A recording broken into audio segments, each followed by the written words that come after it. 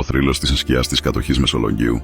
Στα βόρεια του Μεσολογγίου, κοντά στις όχθες του Αχελώου, απλώνεται η κατοχή, ένα χωριό που κρατά καλά κρυμμένα τα δικά του μυστικά.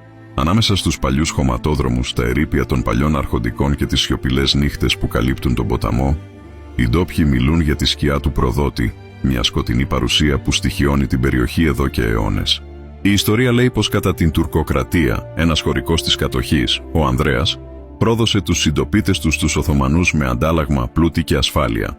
Την ημέρα που οι κατακτητές εισέβαλαν στο χωριό, οι κάτοικοι έπεσαν θύματα μιας άγριας σφαγής. Μόνο ο Ανδρέας έμεινε ανέγκυχτος. Όμως η μοίρα του δεν άργησε να αλλάξει. Το ίδιο βράδυ εξαφανίστηκε μυστηριωδώς, και από τότε άρχισαν να ακούγονται παράξενα βήματα στα στενά δρομάκια της κατοχής. Οι γέροντες λένε πως η σκιά του δεν βρήκε ποτέ γαλήνη, καταδικασμένη να περιπλανιέται κοντά στον Αχελώο.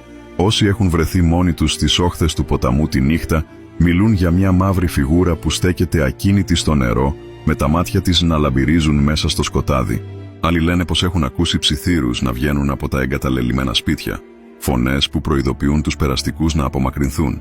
Μερικοί ψαράδες έχουν διηγηθεί ότι, κατά τη διάρκεια της νύχτας, ενώ ψαρεύουν στον ποταμό, αισθάνονται μια παγωμένη παρουσία να τους παρακολουθεί. Έχουν αναφερθεί περιπτώσεις ανθρώπων που, ενώ βρίσκονταν μόνοι τους στις όχθες, ένιωσαν ένα χέρι να τους ακουμπά στον ώμο, μόνο για να γυρίσουν και να μην δουν κανέναν. Οι παλιοί του χωριού λένε πως αν δεις τη σκιά του προδότη να σε κοιτάζει, τότε κάτι κακό θα συμβεί σύντομα. Όσοι τόλμησαν να τον ακολουθήσουν ή να τον φωνάξουν, χάθηκαν για πάντα μέσα στη νύχτα, με μόνο τον ήχο του ποταμού να σβήνει τις φωνές τους.